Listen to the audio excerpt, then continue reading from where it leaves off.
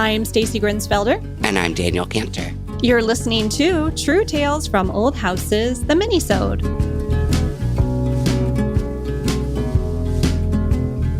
Hi, Daniel. Hello, how are you, even though we just spoke? We did. We just wrapped up the last interview of the season. You're not going to be hearing that for a few weeks, but it's good. Yeah, you're going to love it. You are. Yeah. Before we launch into today's episode, I do want to give a special thank you to our Minisode sponsors, Sutherland Wells and Noonan Heritage Craftworks. Thanks so much, guys. I have a question to ask you. Yes. You were not here for the Lustron House interview, and so you just listened to it. Yes. When it came out. What did you think? Okay, as a member of the general population who listened to a podcast when it was launched, I loved it. Good. I was very jealous I wasn't there. However, I will say, great job, co-host. You covered all the bases. Oh, thank you. I wasn't like, oh my God, I wish she has that. It was great. Okay. Did anything surprise you? I think like how real the magnet thing was. Yes. Like in my head, that was sort of a joke, but then she was talking about it and I'm like, oh, right. You really, truly are hanging like your art, not just like, a poster, a calendar or whatever, like with a magnet. It's like a really large refrigerator. Yeah. And I loved like having a light swagged with a magnet. Yeah. That's wild. Yeah. I loved that. I loved like unsurprising, but love to hear that there's like this whole Facebook group culture around these homes. And, any question you have, there's some guy who's really committed to this and will find you the answer. And I just love it. And knows all the paint colors. I thought that was great. All the brands, all the paint colors. Yeah. The Sherwin-Williams codes. So funny. Yeah, it was great. I think my favorite part, or the part that stuck with me, I guess, over this past week when I've been thinking more about it, is when she had to fix the plumbing leak and it required basically like unscrewing panels in the closet and taking it apart. And it makes so much sense, but it wasn't really something I had thought about before we started the interview. Yeah, it almost feels like a boat or something, or a ship, possibly. Or a ship. I think boat. I don't know. Yeah, ship, boat. We'll really never find out, but what a fascinating experience to live in a house like that. Yeah, and she loves it, which made it so fun to hear her talk about it because she's really, really happy there. I haven't heard a ton of feedback from all of you out there listening. So if you have questions that we didn't get to, I'm really curious what you thought of the Lustron House episode, whether it surprised you, whether it all made sense to you, or if it left you more confused. I intended to put a blog post up last week at that time showing the pictures that she sent me. And well, you know how it is. I didn't get to it. So this week, if you go back to truetalesfromoldhouses.com, the website there, you can see some pictures of Laura's Lustron house. So fun. So cool. Yeah. So what have you been up to? Oh, Stacy, it's just been a real crush these days. I was like, we talked about, I went down to Brooklyn, baby came early, not my baby, God baby. And then I was back, and then I was back home, and then I was back in Brooklyn again, and Brad was here at some point. I don't even know. And now I'm going to the lake this weekend, and I just feel like I haven't been home for more than 5 days consecutively in over a month. And I'm not good at that. I was going to say, would you describe yourself as a homebody? Have we talked about that before? Oh, yes, Stacy. Look at my chosen career. Okay, so this is really stressful for you. You would really rather... Yeah. I mean, if you were home and you didn't have to do all this traveling back and forth, would you just... I mean, I know you have your projects, so you're not going to just sit around. But what do you wish you were doing? Cuddled in a blanket, watching TV, or the things that... What do you miss? I mean, always. Always, but not really usually what I'm doing. Yeah, I feel like any person in the Northeast knows this is a busy time of year for just the home front. So right. Getting out of winter. We had a really long spring this year. It's still in the 60s and raining. It's bizarre. But I just haven't had the time to mulch, and the pea gravel really needs to be refreshed this year. I have to move a lot of bulk materials. And when you can do that, a yard or two every day for a week, get it done. But I just haven't had the time. I'm just hanging on. And then there's all these little spring things. I have done one thing that I'm very happy about that feels very adult. Tell me. I took down my solar shades, my roller shades on my window. my windows and wash them in the bathtub with this like really awesome laundry product from Italy that I saw somewhere and was like, oh, I should try that. And it lives up. It's amazing. Okay, so give us the quick tutorial. It is a product called Napisan. Oh, okay. Napisan. It's Italian. It's sold as a disinfectant and like laundry additive. You know, when white things get kind of yellowed and like especially pillows and things, you soak it in there. Bright white. Looks great. It's amazing. Wow. Yeah. So. Well, good. Good to know. I've just been Napisaning everything. I had to Google Translate Google Lens translate the back so I could. Right. Did you order this from Italy? I ordered it on Amazon.com. Oh, okay. Via Italy. Okay. Yes. Interesting. Okay. Full-throated recommendation. Yeah. Well, they don't pay us any money to say their name on this show, but I'm going to link it in the show notes. I'm really impressed by it. Like I saw it on one of those like 50 cleaning products you must try. And like, and then, I don't know. They were right. Well, good. So that's kind of the peak of adulting that I've been up to. Yeah, that is definitely peak adult when we're talking about getting the whitest whites that we possibly can. And how are your whites doing? And otherwise? Well, everything's pretty rough around here as well. I have the house in a chaotic mess, but I will be honest with you, Daniel, I am thriving. Like this is where I thrive. I just discovered my problem is that, you give me 6 months and I'm still going to do all the work a few days before. So I'm in this crush now where I'm thinking, okay, I'm getting ready to go on a vacation. I say vacation. I'm going to go visit my son in Japan, which we'll talk about that on a future episode. I know. I feel very fortunate that I've gotten to go there more than once. It's only been a year since. It has been. Yeah. It's been a year. Yeah, it's been exactly a year. I'm just going by myself. Well, anyway, I'm going with my aunt and uncle. We'll talk about that on a future episode. We're going to have a good time. But I guess the point is I am leaving on a trip. You and I are sort of chaotically planning all the episodes while I'm gone, right? I've got windows pulls. I've got paint happening. I've got prep. And I am just in this weird headspace where I'm able to walk by and just grab the rope and re-rope a window real quick.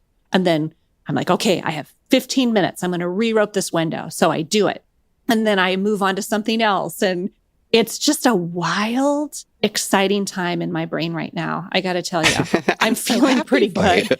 There's going to be a crash and it's going to be ugly. But for right now, I am thriving. Sure. Is it the pressure of the trip that you think is what is creating this feeling? That's a good question. I think it is partly the trip. I am also going to start showing the house in June. And so if I'm gone for a big chunk of time in May, then that is the chunk of time that I don't have time to get this house ready. So that I'm kind of doing it all as much as I can before. I don't know what this is going to look like on the other end of it. When it's time to show the house, what's it going to look like? I don't know. Your guess is as good as mine. It'll look great. I hope so. I really, really hope so. But yeah, it's a good feeling to not feel miserable. I pulled the chandelier down. Well, I didn't. I'm sorry. Okay. Okay, let me start that over. In January, I had an electrician take the chandelier down. Remove the chandelier. I'm picturing you swinging from it till it just falls down. There's a song about that too, which I will not share with you. I can't make my voice go that high, but nobody is. Sia's a special. Yeah, I was going to say Sia's got it all together. But yes, I was not swinging from the chandelier. I had it removed because I had to have a water patch fixed on the ceiling. And we haven't had a leak ever, but it had leaked prior to when we moved in and the water patch was still there. So I had that fixed and the chandelier was down and I was supposed to be cleaning it, all this time. And then I didn't have that done. And the electrician was coming Monday. So sure enough, Sunday night, I'm sitting there watching a movie, cleaning gems on this chandelier by hand. And I'm like, I love this. Maybe I should restore chandeliers. Maybe my next job is restoring chandeliers. Now, he came, he put it back up. I had the bottom half to do, and I was kind of over it. Then I'm like, maybe just a one-time chandelier cleaning. Maybe that's who I am. Just, one and done. I don't know. He did tell me, the electrician said there's some sort of spray that you can put on. He asked me if I had any fake plants, and I was mildly offended. And I said, absolutely not. I do not. But he said there's some spray I have a few. Don't worry about it. If you're listening.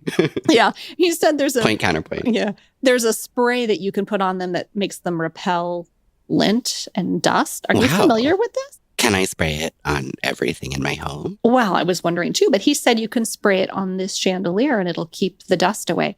I didn't do it and I don't plan on it. I'm going to leave that for the next person to figure out. But I thought that was worth mentioning because maybe it works. I don't know if it's petroleum based. I don't know anything about it.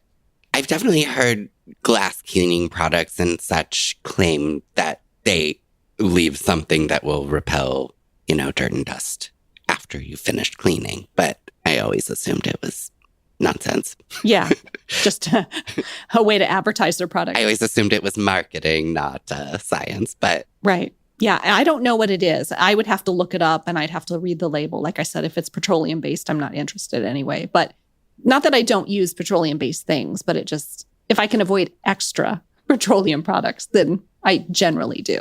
That does sound very useful, though. It does. I'm interested. I also did very detailed light fixture work this week. Did you? What did you work on? Well, I bought these lamps. No, I bought one lamp and then I had this other lamp that came with Brad's lake house. And it was one of those kind of cool deco ones that's like a floor lamp. And then it'll usually have a few glass shades and stuff. Oh, three. And when you twist it, one comes on and then you twist it again and two come and then three. And then, I know my grandma had one of those. Yeah. And they'll often have a weird piece of stone or some kind of stone looking thing at the bottom, at the base. Anyway, it was kind of this garbage lamp that didn't work and was missing parts and whatever. And so, of course, Brad tried to throw it away and then I took it back out and said, I'll do something with this someday. So I decided to try to do something with it in light of I was already working on this other lamp. And one of them is this cool Victorian lamp that is, I've never seen this. It's, how Victorian mirrors will often be a plaster applied over a wood mirror and then it's usually like gilded. Yes. But, those pretty little roses and things are plaster and they often... Right. Around the frame of the mirror. Yeah. Okay. Yeah. And they often chip off and, So this is that, but a lamp. Oh. But a lot of that plaster had chipped off because it sat in a barn for 100 years. I don't know. And so I, on FaceTime with Brad, was just doing this. And then I showed him my work and he's like, how did you... And I'm I'm an artist. I don't know. I just did. So yeah, I got real creative with Rub and Buff. Have you ever used that product? Yes. Oh, yes. So good. I like it too. Learned some tips and tricks with that. Oh, okay. Do you have any? Do you want to share? Kind of, but you're not going to like it. Oh, well, okay. The first one you'll like. The second one you're not going to like. Let's give a little heads up what Rub and Buff is, basically. Okay. Rub and Buff is a Canuba wax-based faux finishing product that does very nice metallic finishes, which is very difficult with most paints and spray paints. And so, usually it's very fakey looking. Rub and Buff does a really nice job. It is kind of a pain to apply. A little goes a long way. A little goes a long way, but it also doesn't always want to adhere very well. And I don't know. I find it challenging. Brad hipped me to a makeup brush. Oh, smart. A makeup brush really helps apply it. So there are a bunch of different kinds of makeup brushes. So can you describe, is this a soft, fluffy one? I'm not going to ask you what you would normally apply with it. I'm just going to ask you, is it flat? And is it one of those kind of rigid ones that's flat? Okay. More of a blending brush. Okay. I mean, it sounds good to me. Yeah. The big puffy one. Oh, it's big and puffy. But a smaller version, unless you're doing a really big surface, I guess. Gotcha. That's such a good idea. No, we don't need to go into it anymore. I just thought, if we send somebody out there to buy a makeup brush to do Rub and Buff and they're like, well, thanks guys. There's 25 different kinds. Yeah, just a little one. I'd say with the top, maybe a half inch or so. Okay, but round and fluffy versus flat round and fluffy okay. and just kind of you're retouching something. It's kind of great. And then here's where I'll get controversial. I found that I had to thin it sometimes. And I grabbed the closest solvent next to me that I thought would do the trick. And it sure did, which was lighter fluid. Just a little bit. Okay, so why would I not like you for that? Why? I mean... I don't know, because it sounds dangerous. But I think once it's dry, it's inert. It doesn't matter. Anyway, it worked really well. Well, good. So, just like a little tiny bit. I think you could probably use mineral spirits or like other things too, but I just, We're not going to send us all out for lighter fluid. it was right there. Yeah. It was just next to me. Sometimes it's just a matter of what's within reach. I get that. Yeah. Just trying stuff out. So yeah, now I have these 2 lovely working lamps ready to go to the shop, and yeah, look at us. We're both amateur making it electricians. work. Yeah, absolutely. We do have to take a quick break, Daniel. I know this has been fun so far, but we got to do our thing. All right. See you then.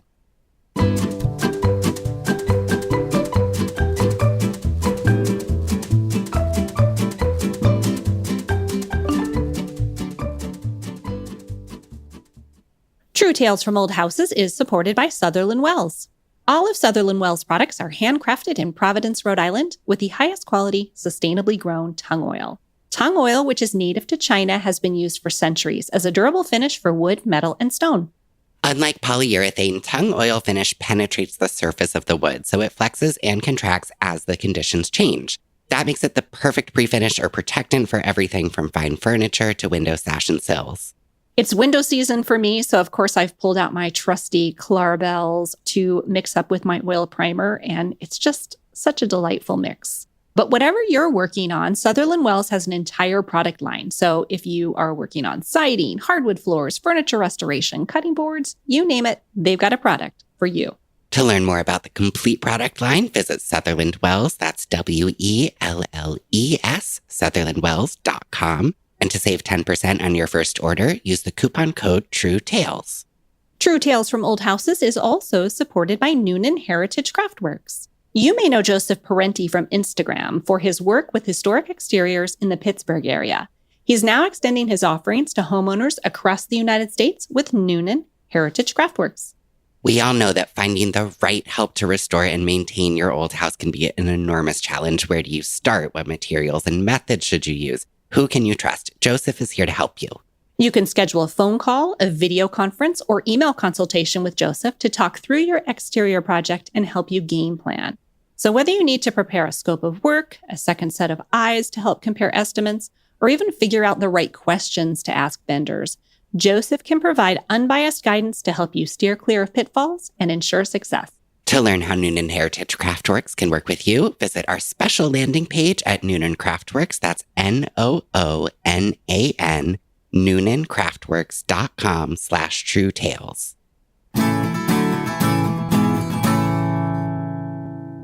Welcome back. We're back.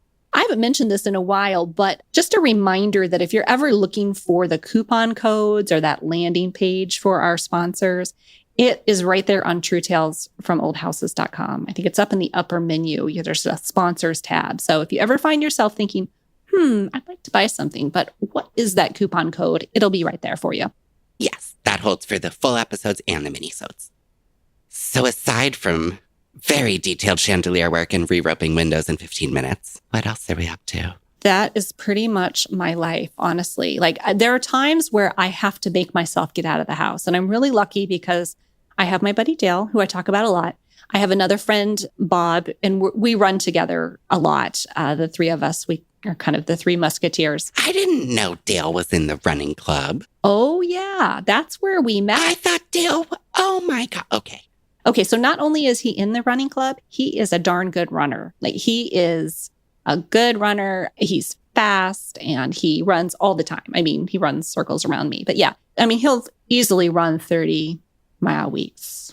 I mean, it's a lot. So, it doesn't really matter. Anyway, he runs a lot. And this is not a running podcast. Sorry. I heard 30 miles and just my brain broke. This isn't a running podcast, but our listener, one of my favorite listeners, I'm sorry, I have a favorite listener. Should I admit that? I think it's fine. All right, Joe Peterson, you're out there. Oh, Joe Peterson. Our buddy Joe, he is also an avid runner. So every now and then when he catches up by email, then we'll talk about running a little bit. So for him, this could be a running podcast and maybe for others, but not so much for everyone. So I will change topics. Where was I?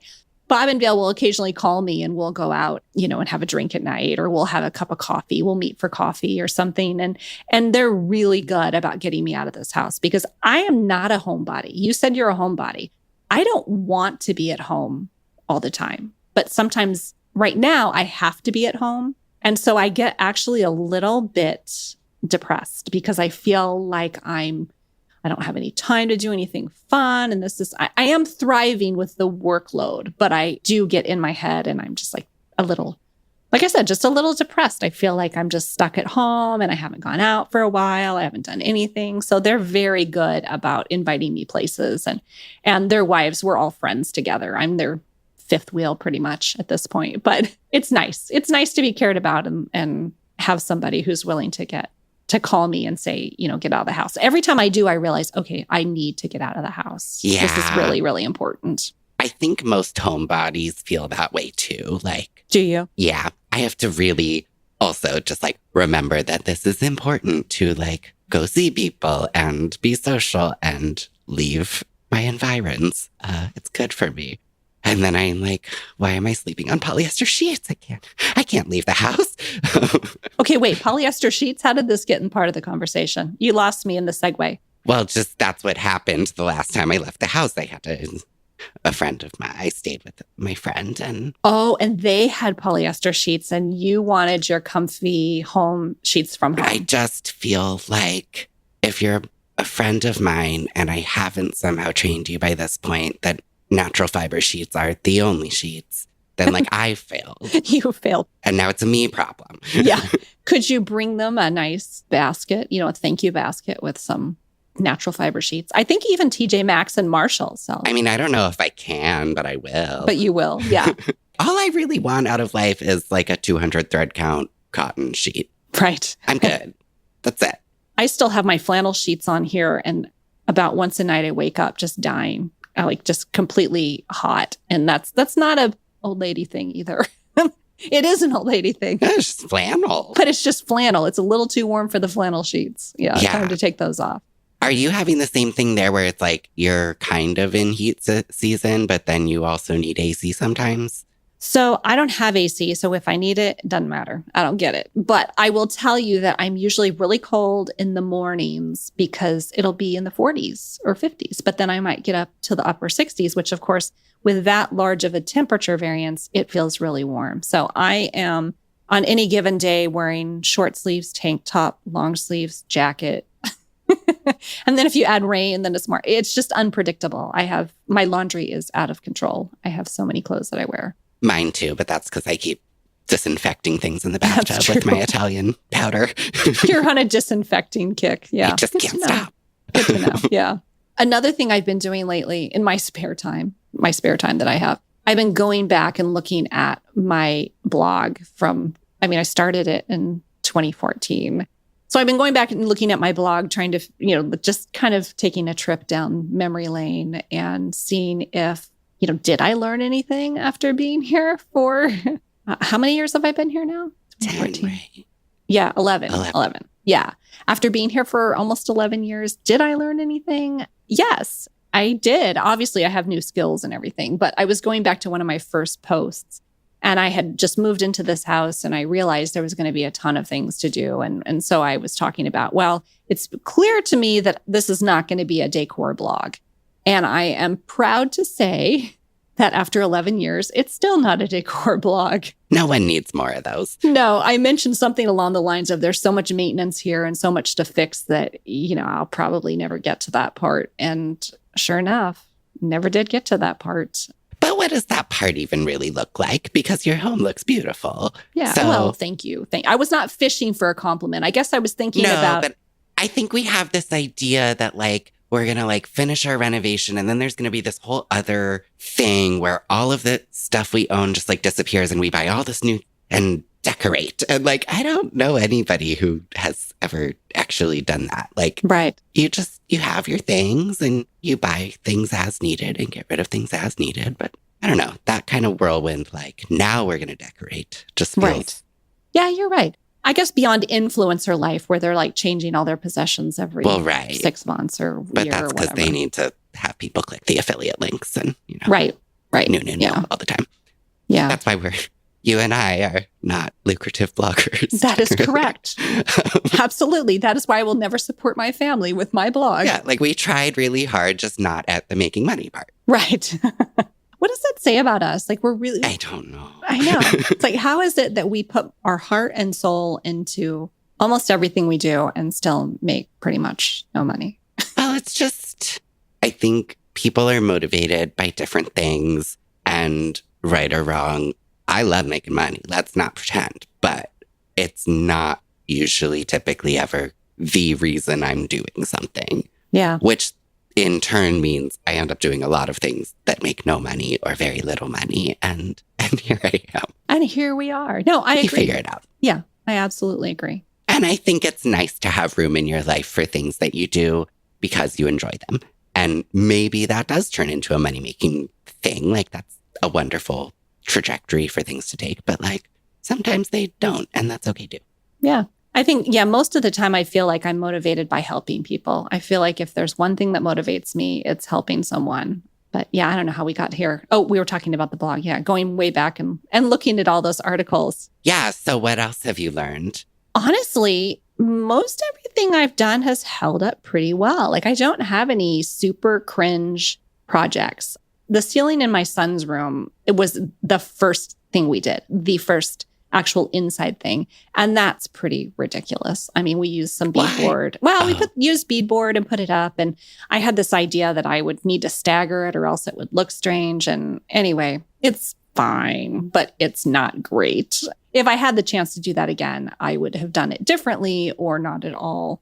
But overall, I mean, when I look at the things, I'm like, yeah, it's still holding up and it looks pretty good. And I haven't had to go back and redo anything that I can think of. Great. I mean, there's been plenty of things to do. It's a lot of house to have not many or any things that like you messed up on. That's great. Yeah. Well, I know. Look at me, like, pat me on the back, everyone. Yeah. I've screwed up every square inch of this thing.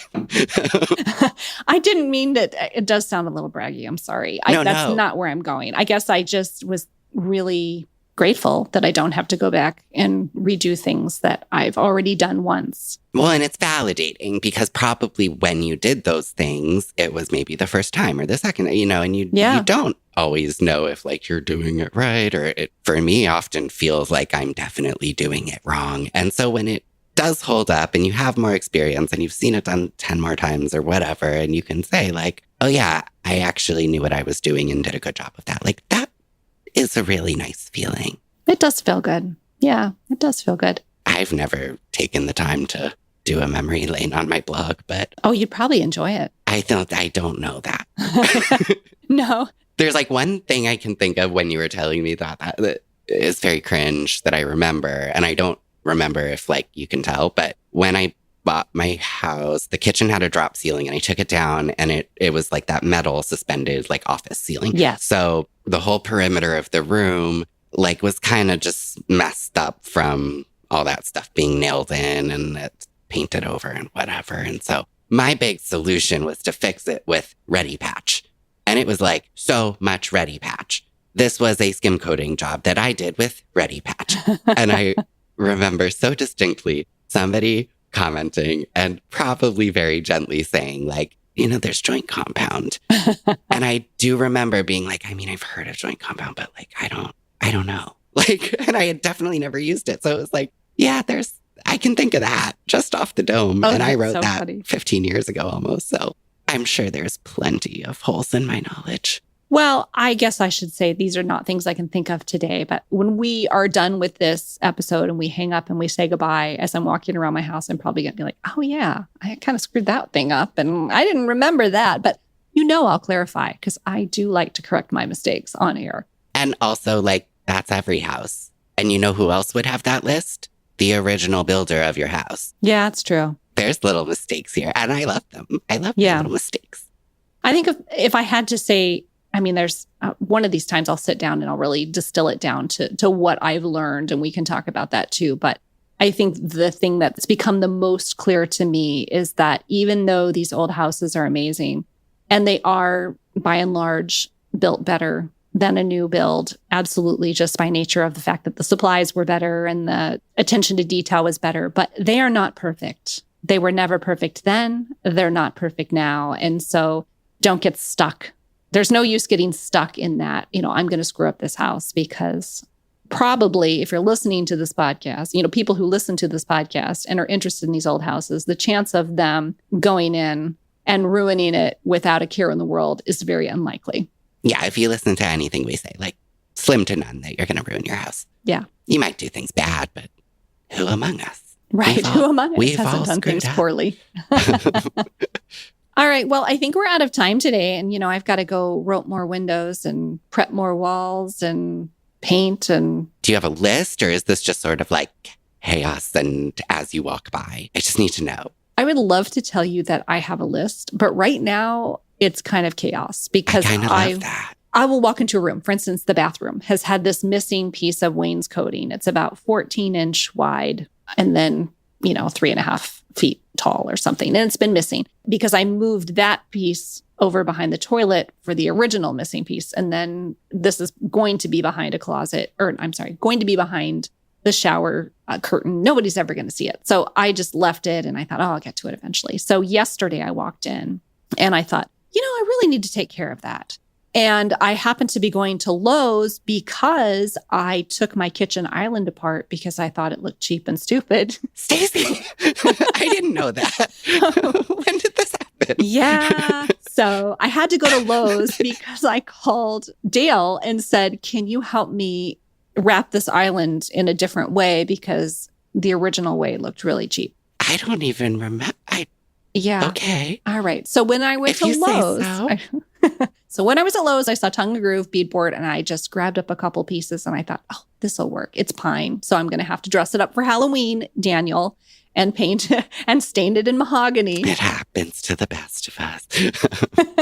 And then I came home and I cut it real quick. It was really only, 2.5 pieces.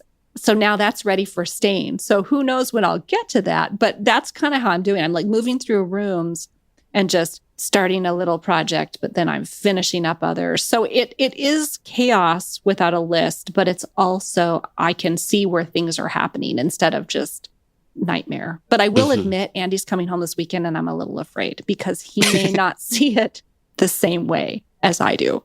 Well, that's just not his business. All right. All right. Well, we have got to wrap it up for today. So on that chaotic note, I will say goodbye to you. What do you say? Stay chaotic, Stacy. Oh, I will.